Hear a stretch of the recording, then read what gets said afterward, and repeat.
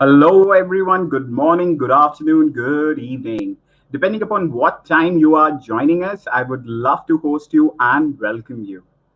This is your host and coach, Aditya Sisodia, and welcome to our another episode of Stories of Opportunity. As promised, Stories of Opportunity is a platform where we invite individuals who have created an opportunity and who share with us their stories. For those of you who are tuning in for the first time, we are currently live on Facebook, LinkedIn, and YouTube. And I would encourage all of you to do type in the chat your question that you have for a speaker for the day.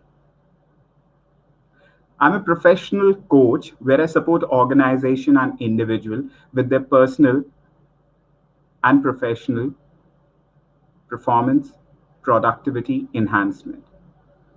And this is my endeavor of giving back to the society by creating a platform where individual comes share their story and inspire our listener, our viewers, our audience. In our today's episode, we have got a very special guest, Dr. Anasuya Roy. Now, I personally interacted with Dr. Anasuya Roy on 15th August this year, 2021, at Doordarshan Kendra, where we had a small yet powerful exchange of ideas and thoughts. And I must say, I was quite humbled and amazed after learning about Dr. Roy, her achievements, and what is she currently doing. To give you a glimpse about what she does, and don't worry, I would also be inviting her where she would be sharing her story because her profile is so strong and yet she is so humbling. After listening to her accolades, which I'll just come over to, you would really be amazed that there are genuinely people who care about the community, about the society, and also about the problem at large. So, ladies and gentlemen, Dr. Anasuya Roy is the founder and CEO of Nanosafe Solution, a healthcare technology startup incubated in IIT Delhi. Now, a bit about Nanosafe and Dr. Anasuya Roy. She is a research scholar and she also did her master's from IIT Delhi. And she has also been recognized by Delhi Management Association as one of the top female influencer, and she has received the Women Entrepreneurship Award in 2021. In addition to this, her doctoral dissertation on the application of nanotechnology in polymer system is a result of Nanosafe. Not only this, she has partnered in several journal research papers across the globe, and she has also been recognized globally for her contribution for her work.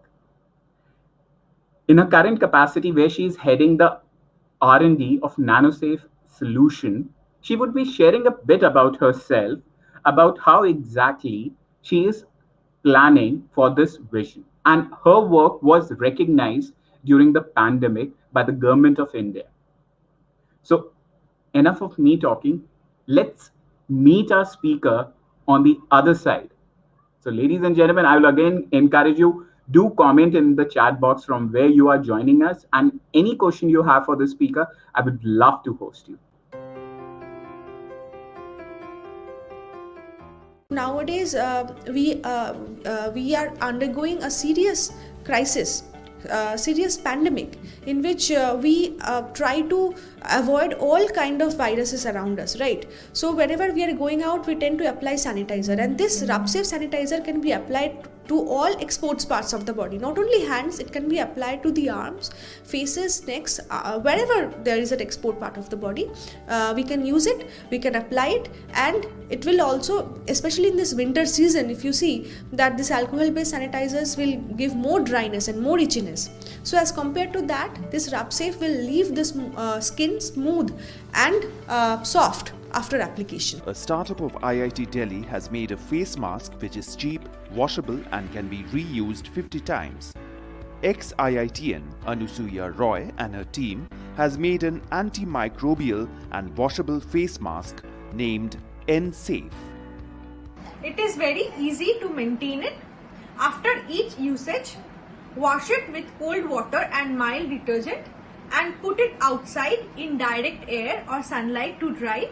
After drying, put it in a hygienic place to store.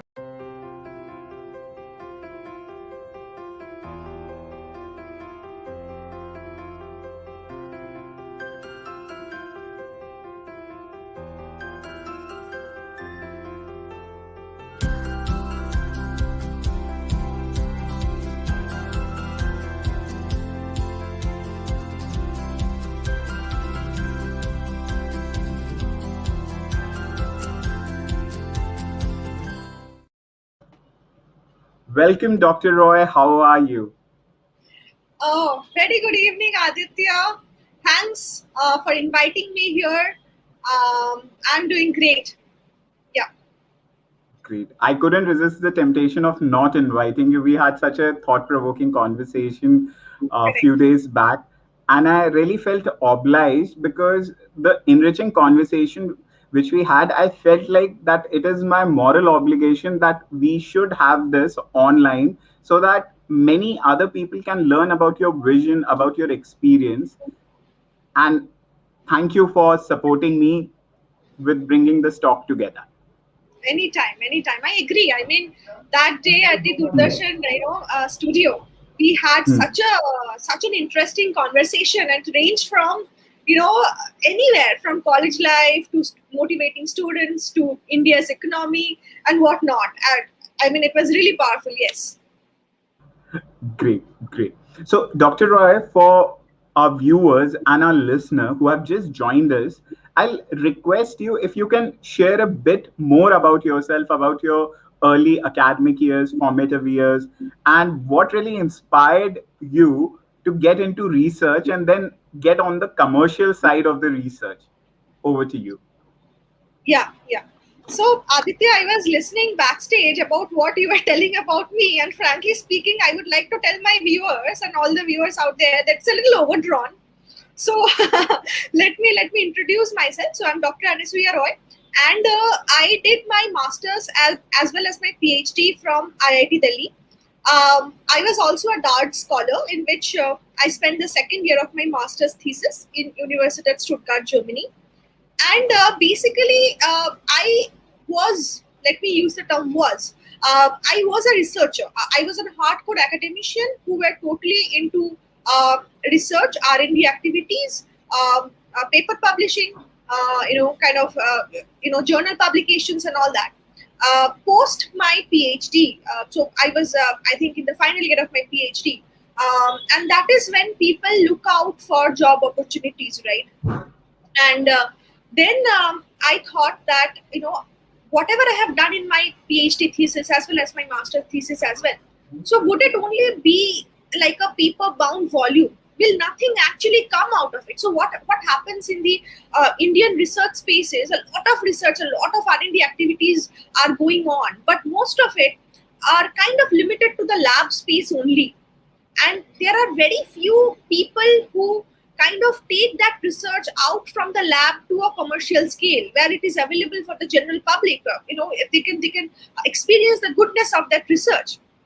That is where I think my itch was. And although I got some professorship jobs here and there, my my appetite was not being satiated by those kind of very stable jobs, and I wanted to do something more with that research. And that is when I thought about finding finding a new company which is a R&D company, and trying to bring that research to the commercial scale. And that is where Nanosafe Solutions was incorporated. Fortunately, as of now, there are a lot of organizations, incubators, accelerators who kind of help you and mentor you to do that kind of activity, because frankly speaking, being an academician, I did not have much knowledge on the business space. So yes, so currently I'm heading Nanosafe Solutions, and we are trying to bring lab-based research activities in the commercial market. Few of them you have seen in the clip before as well. We were able to roll out some COVID-19 solutions as well. Yeah. Wow. And I'm interested in the part where you mentioned that despite being a research scholar, you was always in the forefront of extracurricular activities. which really supported you to become the person you are today. So please share your experience regarding that. Yes, absolutely. Aditya, if I tell you about my extracurricular activities, you will be it's such a varied range of activity. You'll be very surprised. I mean, this happens to a lot of people. A lot of people see me as an academician or a researcher and then turned into a businesswoman.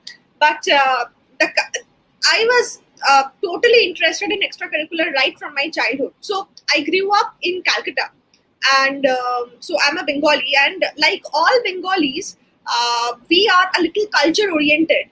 So your parents will automatically enroll you to a singing class or a dancing class. So at least 70 to 80% of all girls in from Bengali origin know classical dance and all that. So I think when I was in school, I used to do a lot of classical dance shows, a lot of professional classical dance shows. So I'm also a diplomat in Kathak, Bharatanatyam, and Rabindrik. So these three forms of dance, yeah. So we were a professional troupe in Kolkata, and we were doing a lot of classical dance shows.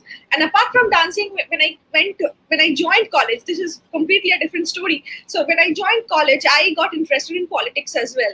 So so I did a little bit of the ruling party at that point of time was Trinamool Congress, and it was just a change happening at that point of time. Back then in 2011, when the CPIM was kind of going and the Trinamool Congress was coming in, so at that point of time, I was a student leader as well in this political kind of activities. I used to go in rallies and shout at the top of my lungs and all that. That kind of gave me a lot of adrenaline rush. Then I was representing my class. I think in all the years I represented my class. I was also a game secretary, but I don't know nothing about games, believe me. Then, apart from that and apart from dance, I was also, when I came to IIT, so when I came to IIT, things got a little bit shaped up. It was a little molded. And in IIT, there was one cultural committee. It's not exactly cultural. It's a techno-cultural committee in my department of Textile Engineering, called TES, Textile Engineering Society. And every year, there are mainly BTech students who were part of that TES society as a general secretary or a cultural secretary or whatever. And I remember at that point of time, I was doing PhD. And PhD, believe me, is something that is very serious. If people hear you're doing PhD, oh my God, you have to kind of maintain a strict discipline. You have to write papers. You have to read. And I still remembered, it was, I think, back in 2015 or 16. So I contested for the general secretary post of TES, and I was the first female, and I was the first PhD student to have contested for that role. Everybody around me told me, it's a wastage of time. Why are you wasting your time? You should be more concentrating on studies. But I think those kind of activities gave me the leadership skill that I need today.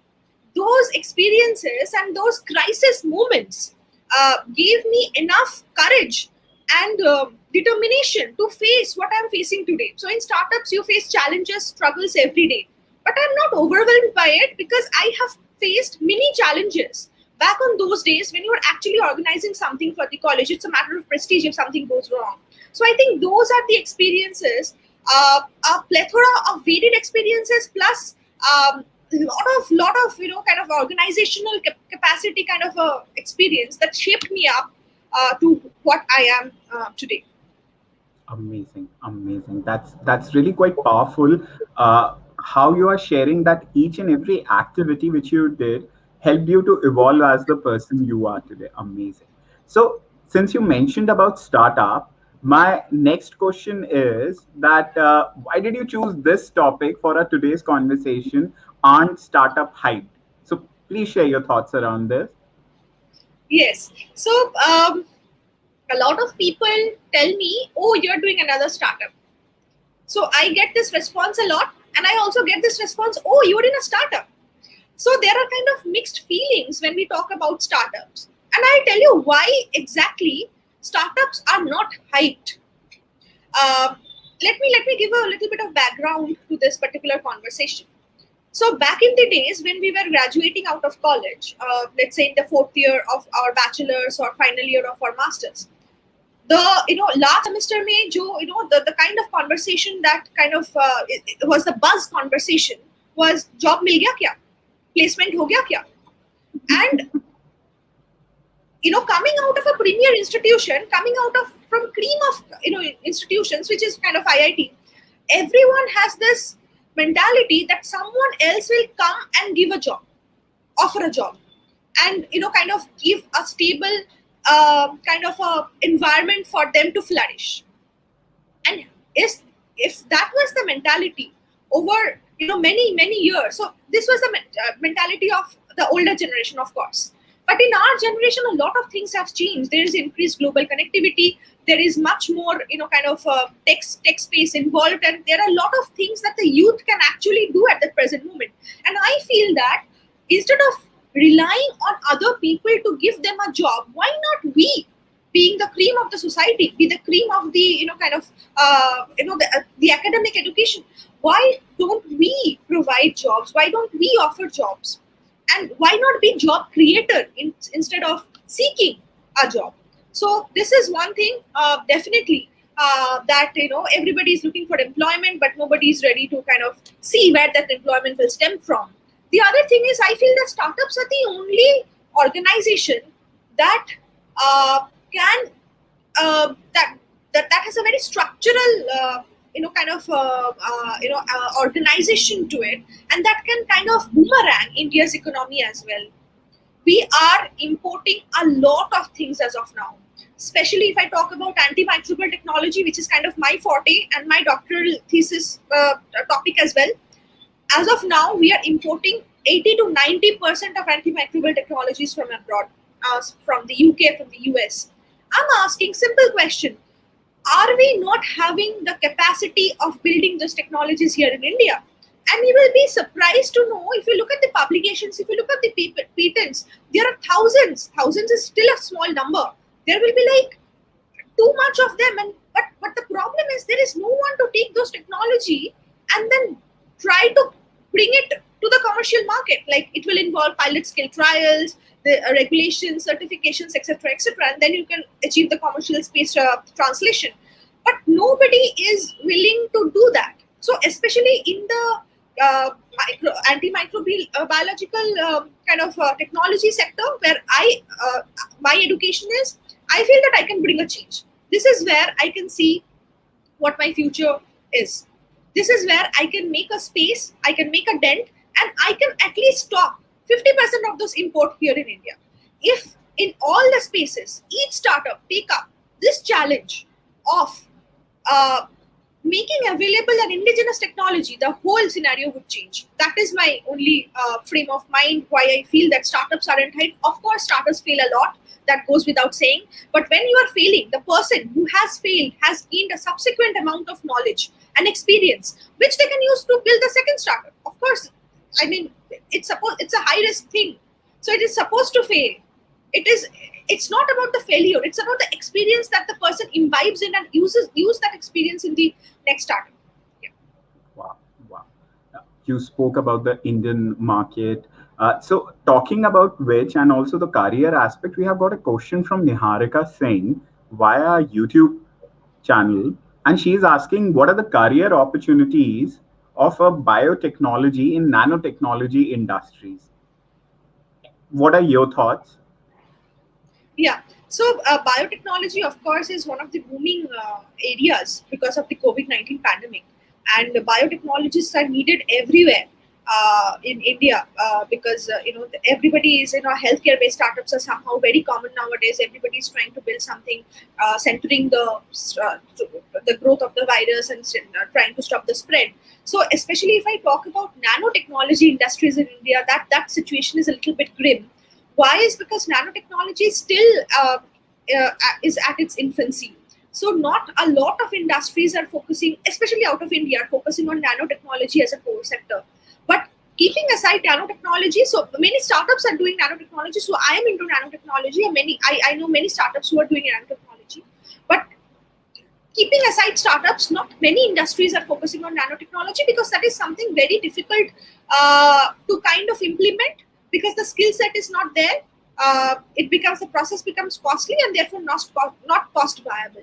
But the opportunities, if I talk about opportunities of a biotechnology, just overall, there are a lot of opportunities out there. Lot of opportunities in the R&D space, in the R&D of corporate industries as well. There are a lot of life sciences company, lot of pharmaceutical companies, nutraceutical companies who are looking for biotechnologies every day. So I think this is one of the and this is, of course, I feel that this is one of those careers which are going to, again, I know that the demand of which is going to shoot up in the next few years, given the fact that COVID-19 has made the general public so much aware about the virus and the the ruckus that microbes overall creates.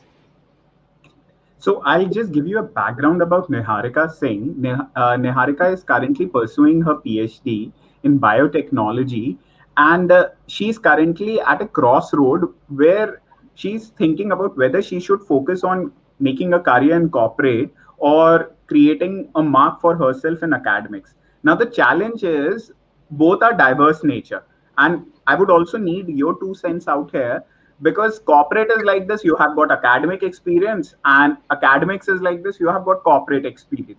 So how to make yourself a universal candidate that you can move to corporate also and you can move to academic also, because you are one of those few people who made the transition from academics to the startup ecosystem, which is very close to corporate structure. So what are your thoughts? What would you share to Niharika that she can do so that she can make herself universally visible in both the domains? Yeah. First of all, let me start out with the fact that different people have different appetite. I personally have a very high appetite because I want to try out everything in this world. Having said that, corporate R&D is something which is very much time bound, something that will keep you on your toes all the time. Academic profile, on the other hand, is a little more peaceful and it's more in-depth knowledge, or very peaceful kind of research where you do something every day and kind of try to. It's not a time-based thing, so you can take your time, and the kind of answers that you seek are much more deeper than the ones that you seek normally in corporate R&D. So if she has, currently is in the final year of her PhD, I would definitely recommend her to go to corporate R&D first, because at this age, her energy level, her appetite level would be much higher than 10 years down the line. Having said that, if she can have an experience in the corporate R&D world and see the dynamism of what works and what does not work, and then bring it back to the academic world, it would be a much help to the academic world as well, because the academic world are much more question oriented, and the corporate R&D world is much more problem oriented. So mixing this and coming from a corporate R&D job to go back to academics and then try to kind of implement those experiences back in academics is something that the world needs today, especially India needs today.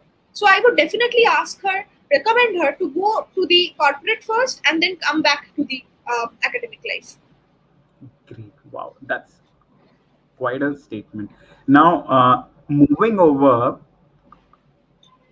what advice would you give to a smart driven individual about the real world, and what advice to ignore? Like in case of Niharika, you gave a very valid point that depending upon the age and stage in life, you need to decide where exactly you would like to move ahead. But majority of the individual, especially young aspiring individual, like you must have also seen the phase where people were like, oh, you are in IIT, your life is settled. You are doing your PhD, your life is settled. Oh, you are in a startup, you will get funding, your life is settled. So what's the reality? Please share with our viewers and our listeners. Yeah. So first of all, for students who are kind of undergoing various undergraduate and postgraduate courses, I feel that I have transformed a lot over the years, and I feel that at that point of time we have a lot of energy, but we do not know how to actually channelize that energy. We are looking for opportunities. We are looking for easy money. We are always looking for ways to kind of make easy money and to do it very fast. That is something that is that is something, those age are the golden age of, I feel that those age were the golden age of individual, and that is when they were not able to channelize their energy properly. I feel that at that stage, a person, a smart driven individual, like you mentioned, a smart driven individual would have to kind of sit down and ask himself or herself where they would like to see after a period of 5 years, let's say. After a period of 5 years, what would that person want to do? I mean, if a person wants to do a startup after 5 years, maybe it would be better for that person to join a startup and see how actual startup works. Because frankly speaking, let me put it out there, earning revenue for a startup isn't easy. And I have learned the hard way, because I did not have any business, knowledge. I came from a pure academic background. So, if you want to build a successful startup, now I feel that if I had been part of successful startups before, my journey would have been much easier. I would have known the kind of processes, the kind of dynamism that is required and all that. So I think this is one question that every individual, every youth in this generation has to ask themselves, what they want to do in 5 years of time. They can't even, I'm it's really sorry to, really sad to hear that, most of the individuals that I interview, and I ask them, where do you see yourself in, let's say, 1 year down the line? They said 6 months में भी मुझे पता नहीं है क्या होगा मेरे साथ. So if that is the short term mentality, this has to, and I feel that person has a lot of energy, a lot of talent, a lot of enthusiasm, but somewhere down the line it is not getting channelized. I think thinking aloud, or sitting down with the problem and kind of trying to see what that person who that person actually is, would help him or her to solve about what he or she wants, and what advice to ignore. So frankly speaking, let me put it upfront, I do not take advice from anybody, because I feel that I have to walk that path and see what challenges I face. So same goes for everyone. Please do not take advice from anyone but yourself. Listen to your heart. I think that is where everything, everything matters would be over there. So be in a solitary place and ask your heart what he or she wants, and that is all the answer that you need. Amazing. And speaking of fresher, Shavik Ghosh has joined us from LinkedIn, and he has a question. Hello, ma'am. I would like to ask that what should a fresher expect if she wants to work for a startup? What kind of skill set is sought after a startup organization? Yeah. Hello, Shavik. I think it's a very pertinent question. And being a startup founder, I can give you exact pointers what we look for when we are hiring. And that is only one thing, which is passion and appetite. We feel that skill sets are something that you can tag along, that you can learn while you are on your journey. But when you do not have the passion, or you do not have the appetite to learn, and you do not you lack motivation, that is where everything goes wrong. So if you have the correct amount of energy, if you have the correct amount of passion, then there is no other skill set that you require. That two skill set, these two functionalities will take you a long way. Wow, that's quite powerful. So we are going to go on a short break, and on the other side, we are going to learn a bit more about Dr. Roy's life mantra, business mantra, and what exactly keeps her so active, because she is going to share her secret, how she balances her work life, how she balances her responsibility as a family member. So stay tuned and see you on the other side.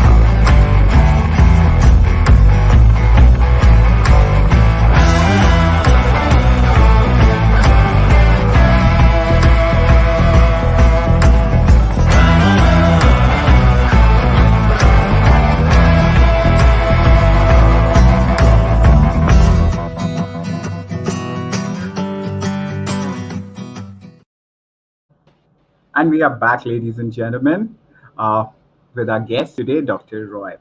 And before going on the break, Shavik Ghosh had asked our speaker, our guest for the day, a question, and Shavik seems to be quite enlightened by your response, Dr. Roy. He is complimenting. You're welcome, Shavik. So, moving on, we would like to understand, and when I say the word we, the audience would like to understand what does it take to build and run a thriving high performance team, because definitely it's not a one man show. You are taking care of the R&D. So tell us a bit about, when we speak about the hiring segment, and who are the team players who you feel internally, externally, and how do you balance it? Yeah. So again, I'll give you a little bit of background so that I can explain this answer properly. So the mask, our branded and safe mask, we brought it at a time when the whole India was in lockdown phase. So it was back in the month of May 2020. Last year May, if you recall, there was a lot of chaos. There was a lot of confusion. There was not enough masks in the market. N95 masks were being sold at escalated prices, and the raw material for making those masks, being a textile engineer, I understand that those raw materials were in acute shortage, and that's why the escalation of the price. And therefore, we needed to make alternate masks made out of alternate textile materials. And at that point of time, it was such a strict lockdown that you cannot even walk around the streets, right? And at that point of time, we took a special permission to build a reusable variety of masks. And our masks were the first masks in the market to have a reusability aspect to it as well, because we thought that because masks were mandated to be used every day, so there has to be a reusable variety of mask coming sooner than later. So we made a 50 times reusable mask, and at that point of time, it was a time span of around 10 to 15 days, and we were a core team of around 7 people in total who were trying to build that mask. So right from sourcing the fabric, processing the fabric with the antimicrobial or the antiviral finish, and then stitching, and then sanitizing, packaging, and all that were managed by just 7 people. And of course, there were other tailors and other stitching staff who were involved. And we faced a lot of challenges that time, needless to say. But looking back, even today, if we meet, and even today, if we are having a lighter conversation, that days, it comes automatically. We kind of bring it up one way or the other automatically. Like, do you remember that phase when we were like, I mean, we didn't sleep at that point of time. And if 10 days, 15 days, the whole team didn't sleep. I think the most amount of sleep was, I used to sleep because, I need my sleep. So, I mean, I'm only sleeping and everyone is awake. And, I used to feel very guilty about it. But then I can't do without sleep. And so that struggling phase, and there were like 10,000, 20,000 orders per day. And we were not having enough manpower to kind of, streamline the process. And therefore we ended up, gone through a lot of stress at that point of time.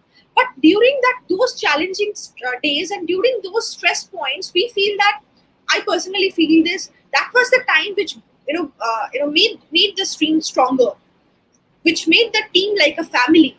And this is where I learned that it is not about money, it is not about incentives, it is not about strengthening his or her career, but it is all about the challenges we face together and how we evolve out of those challenges. It's just walking a thorny bush road together that brings teammates together and brings the best in everybody together, because everybody tries to help, everybody tries to pitch in with whatever solution in whatever capacity they could.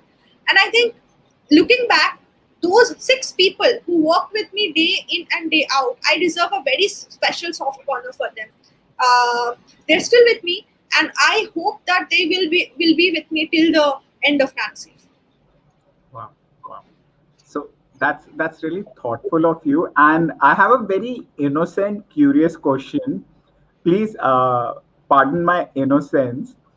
Uh, how exactly to decide whether a mask is reusable or not? And my intention of asking this is, in India, we have this mentality, jab tak, and I'm saying it from the masses point of view, if something is used as a large scale, uh, जब तक फट नहीं जाता, use it, Yes. right? Yes. Yes. And in surgical mask, the only way we dispose it, अरे धागा टूट गया, चलो दूसरा लाते हैं. Unless, like, if you're buying a mask of 500, 600 designer mask, which we are also seeing in the market. So how exactly to decide? Because one of your USP is that NSafe mask, your signature mask, is reusable up till 50 wash. So how does one decide, okay, wash 1, wash 2, wash 3, oh, this is a reusable, this is not a reusable, just out of curiosity? Yeah, yeah. I think a very pertinent question, and thank you for asking this question, because our viewers out there need to know there's a lot of misconception about masks going on, and it saddens me because masks are not a piece of textile, are not just any apparel. It's a technical product, and it is something that gives you protection. And when something is giving you protection, you have to understand the mechanism of how it is giving protection to you. Having said that, masks are masks. When you look to buy a new mask, the first thing that you should look at is the filtration.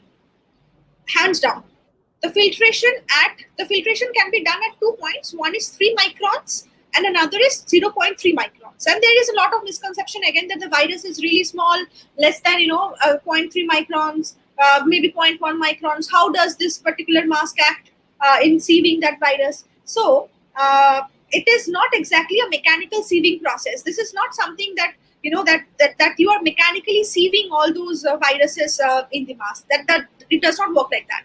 Masks have a lot of, the textile materials have a lot of capacity to sieve materials even below its pore size. So there is a lot of physics and a lot of filtration mechanisms involved in that. Let us not go into details. So when you're looking for masks, first thing you should look at is the filtration at 3 microns. It should be more than 95%.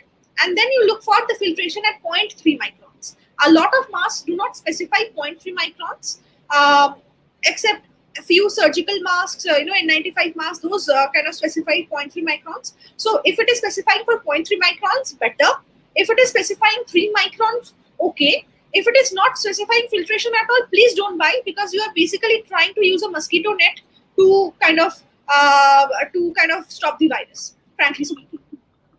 So apart from filtration, next thing that you should look at is the antimicrobial or antiviral finish. If the mask has, better. If not, then also it's okay. Antiviral finish is better, because if the microbes are trapped in the interstices of the fiber, then it will deactivate the virus. So if it does have, then it is better. And the last thing you should look at is the reusability. This is not from your point of view, but in the point of view of the entire environment, because ultimately these masks has become an environmental problem, and there are conventions going on in kind of somewhere in Europe, thinking, and the whole learned community is coming together to think how to dispose of this PPE, or these are biomedical hazard items, so how to dispose of them. So therefore reusability is something that you should definitely look at the present context, because masks are mandated to be used now, and it's going to stay with us for a really long time, and you really don't want to contribute to the environmental pollution regarding masks. So these are the parameters you should look for when you are buying a fabric mask. I believe that N95 masks should be used when you are in a microbe-rich environment, when you feel threatened, when you feel, especially in the airports, or there's a lot of density of people, and there is a lot of, a varied crowd mixture happening. So there, N95 mask would be better. But apart from that, cloth mask is definitely, I use NSafe mask all the time, and I'm still, from the last year, I'm still not COVID positive. So I feel that cloth masks also have the same level of capacity and filtration efficiency as well. Talking about reusability of surgical masks, like Aditya said, that when the ear loop is gone, then it's the time to dump the mask. Please don't do that. For surgical mask, you can use the mask for just 8 hours, and please limit to using surgical mask for 8 hours, because there are few problems of surgical mask on basis of filtration efficiency, fit. It's not adequately, kind of giving you protection, etc. So please use it for 8 hours, and for N95 mask, you can use it after a period of 80 hours. So these are the standards which for surgical mask and N95 mask. And for a cloth mask, you should look for the number of times it can be washed. If it does not specify anything, it means that the mask wasn't tested at all. So if it means that the mask was just tested at 0 wash and is given to you for for your use, and they have not tested the number of times. Unlike few masks which are tested for X number of times. For example, NSAFE mask was tested for 50 number of times. So we have the filtration data, we have antimicrobial data, we have everything, all data associated at 50th wash as well. But there are some masks which are not telling the number of washes. It means it is not tested at that amount of time. So it is, it is kind of, you are not really, you do not know what happens after wash. Because filtration, it has to have a very tight weave. It has to have a certain structure to the fibers, which makes up the mask. And if by washing that structure gets destroyed, their filtration will be gone. And that is something a lot of people as in do not understand. Wow. Wow. Okay. So I have a follow-up question with you, which is, what are the things one should keep in mind before purchasing of mask and sanitizer? What do you feel? Yeah, I think for the mask, I said filtration, antimicrobial capacity, and reusability. 3 pointers to look at for buying masks. Now for sanitizers, so there are a lot of sanitizers in the market, alcohol-based as well as non-alcohol based.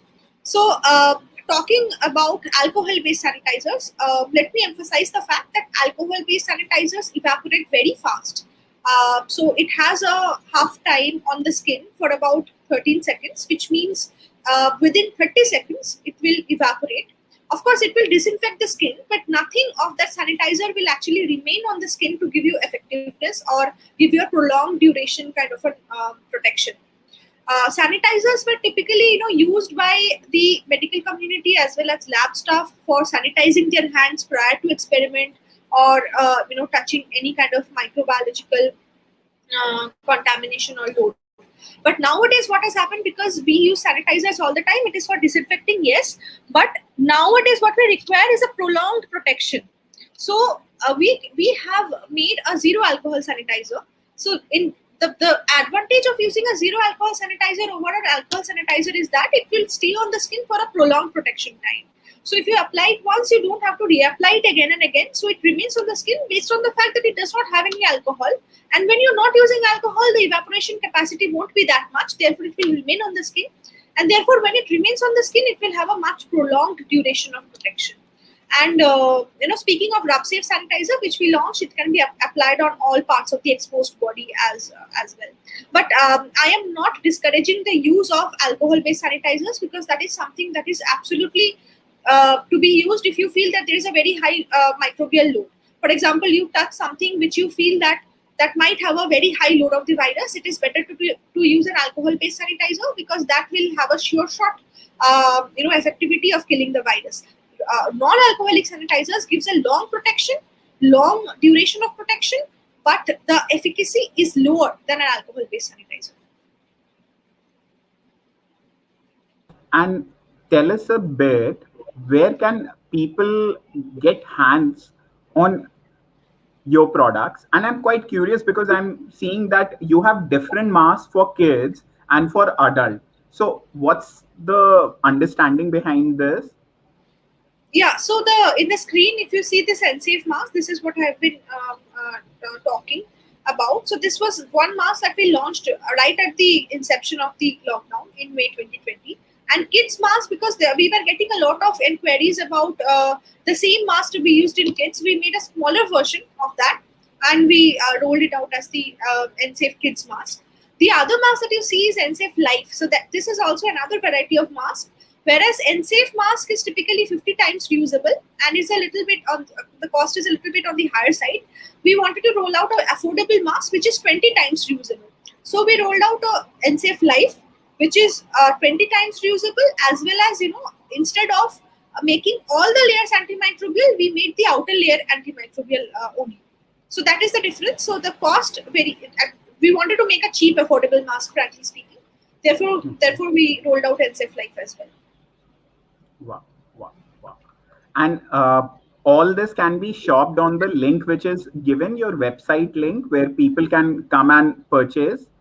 Yes, absolutely.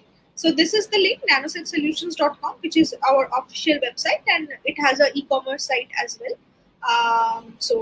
The shop, all the products I talked about is listed in the shop now page.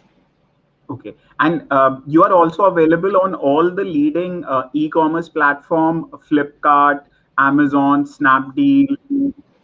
Yes, absolutely. So we have our listings in, like you said, Amazon, Flipkart, Snapdeal, Paytm, and some other names that I'm forgetting. But yes, we have listed our products and everything.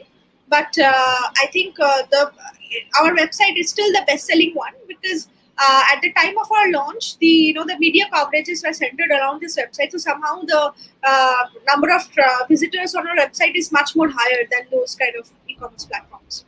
Wow. And tell us a bit about the copper concept also, because I'm seeing a lot of copper concept in your material. Can you please share a bit about it? Yeah, okay. So when we talk about antimicrobial technology in particular, so antimicrobial technology is something that kills or inhibits microbes on contact, right?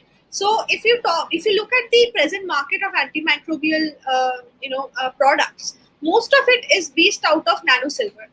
So, for example, I'll give you examples that common people can relate to. For example, Asian Paints rolled out an antimicrobial paint, for which Deepika Padukone is the ambassador. Then you have antimicrobial clothes as well. Antimicrobial shirts, antimicrobial trousers, those antimicrobial towels, bed sheets. So these all are there.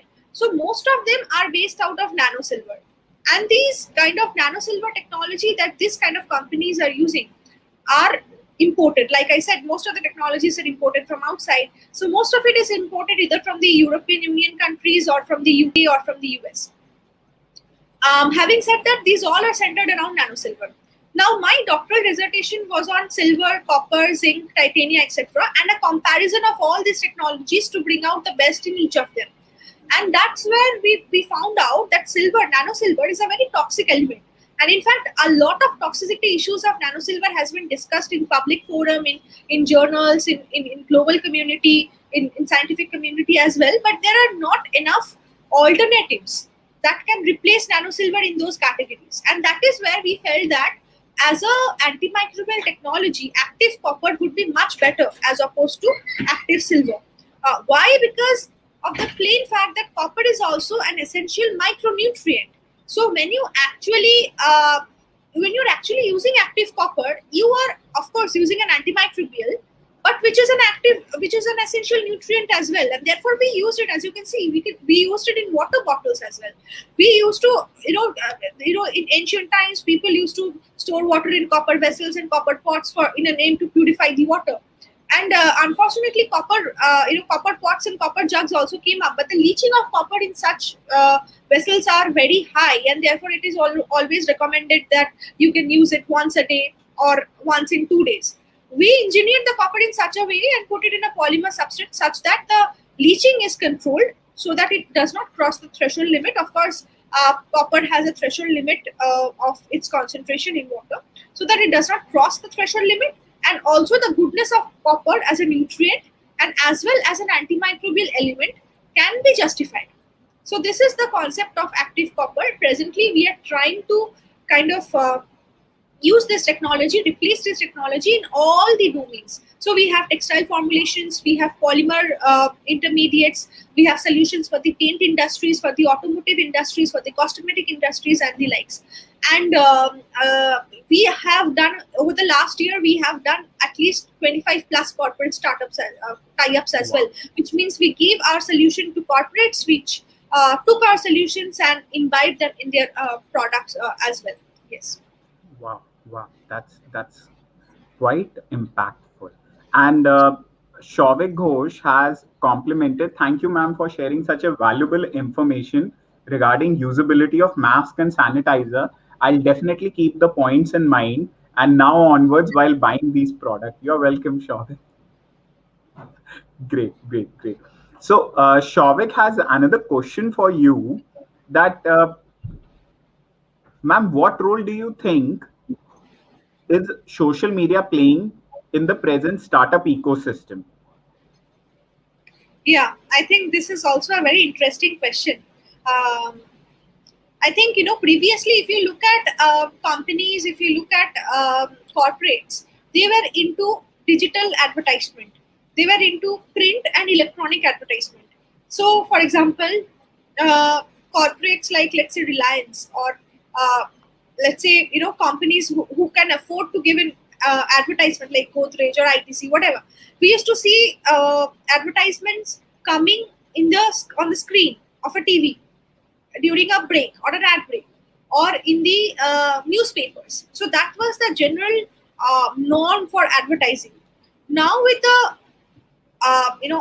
with the social media flourishing a lot, this has become a advantage for the startups who does not have that much of cash flow to advertise what they are doing. Frankly speaking, we haven't reached a stage where we can advertise in leading channels at 1 minute or a 2 minute video. But what we can do is we can post in social media, and we can kind of tag our peers or related companies about us.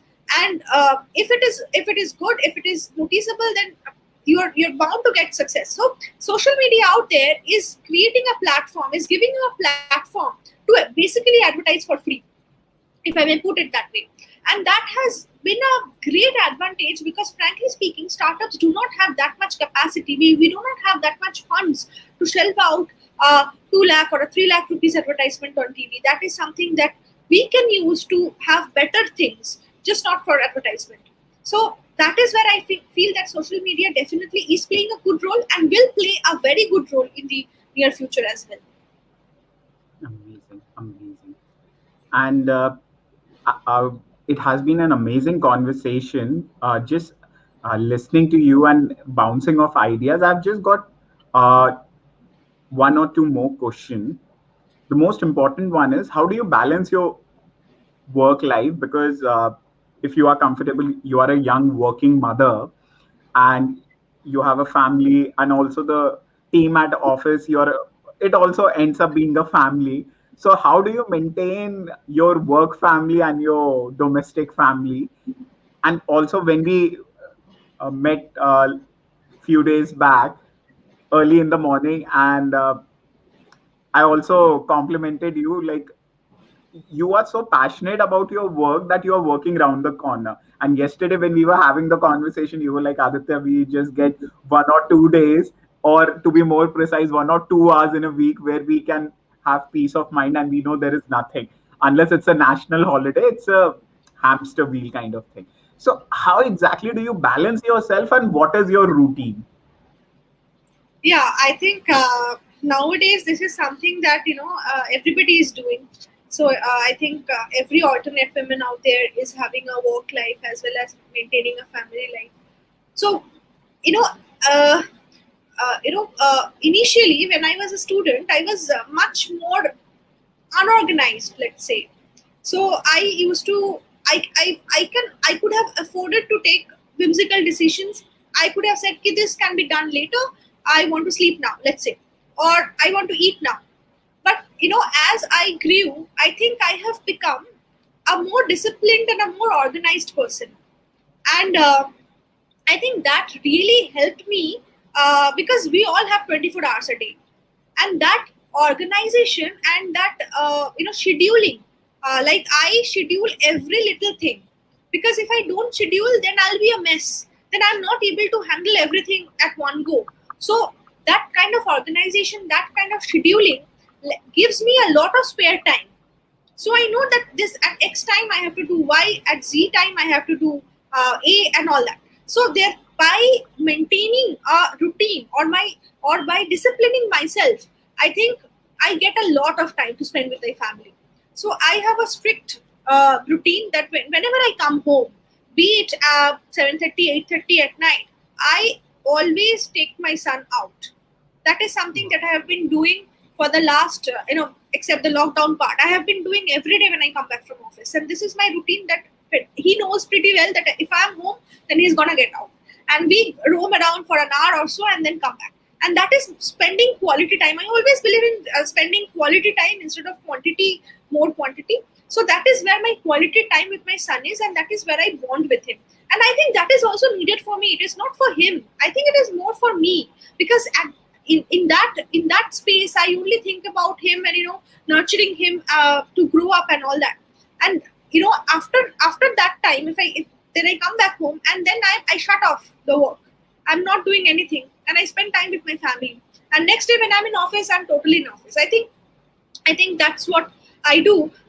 When I'm doing something, I'm totally into that zone, and when I'm out of that zone, I focus on that zone which I'm working on. So this is how. So my life mantra, if you ask me, is work hard and party harder. So I work a lot, but I always make a point that I party also, so that all the stresses of work can somehow be drained out somewhere.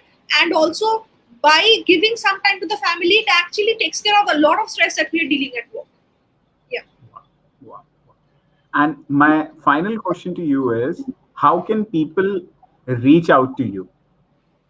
Yeah. So my email ID is yes. So I think it is written here. So this is our official website, nanosafesolutions.com.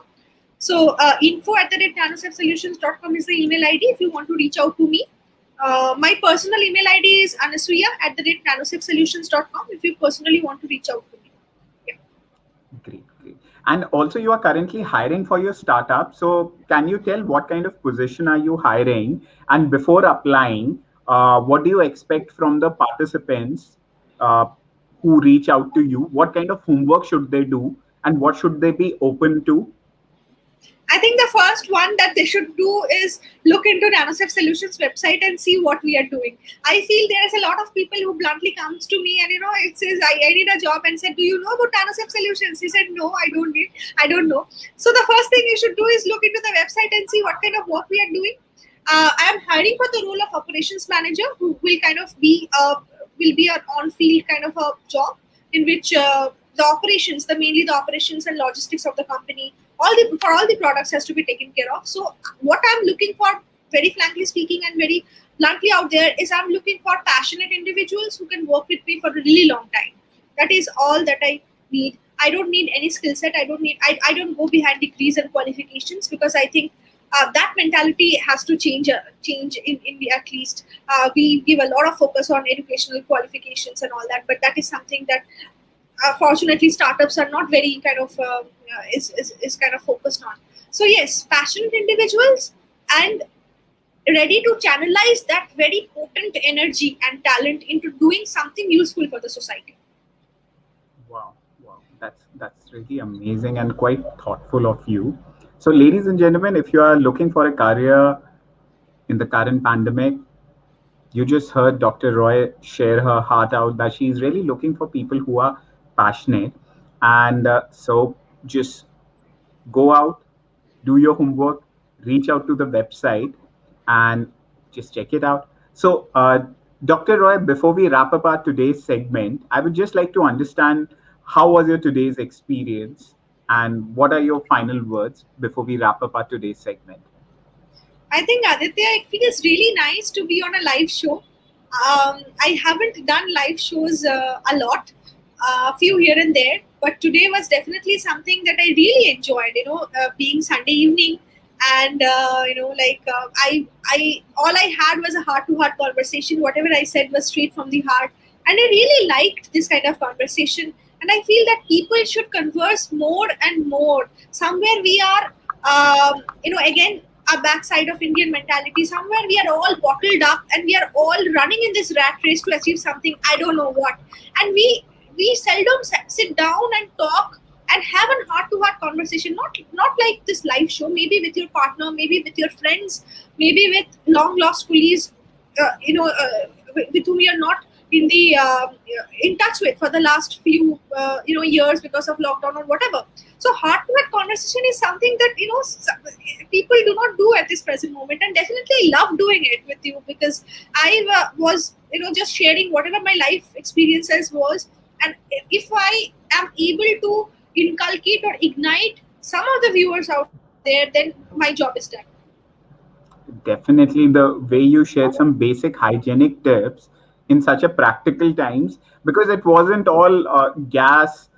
It's very practical takeaway from how to balance your life, to how to take care of your mental well-being, to how to decide what product to use in this current scenario, and also the way you are supporting individuals by trusting them, by giving them an opportunity.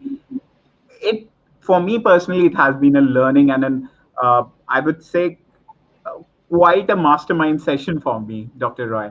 I really feel obliged that I took the opportunity of reaching out to you and having this uh, live LinkedIn, YouTube, Facebook, and later on we would be circulating this as our podcast also. So I would really like to bow down in front of you and say thank you so much from the bottom of my heart. Thank you, Aditya. I really like how you conduct the sessions, and I really like that you are trying to make a change in today's society by bringing diverse professionals from kind of diverse fields. And my previous guest I saw was a stand-up comedian, and yeah, so that's quite a diversification, I must say. And yeah, so now I have having watched that episode with her, I want to do stand-up comedy as well now. So you motivated me to do take up that profession as well. Great, great, great. So, Dr. Roy, with your permission, I would like to wrap up today's segment. Absolutely. Thank you. Thank you. Welcome. So, ladies and gentlemen, stay tuned. Do hit that subscribe button, like button, and don't forget to follow Nanosafe Technology. If you felt our talk has inspired you or would inspire someone in your family, feel free to circulate this video and do comment. Do encourage people in your circle to comment, because you never know, your one small message might inspire and transform someone's life. So, see you on the other side. This was season finale of season 5, episode 8, and we would shortly be coming out with another amazing season, season 6, with amazing panel of speakers. Stay tuned and do let us know any of your thoughts. So, bye.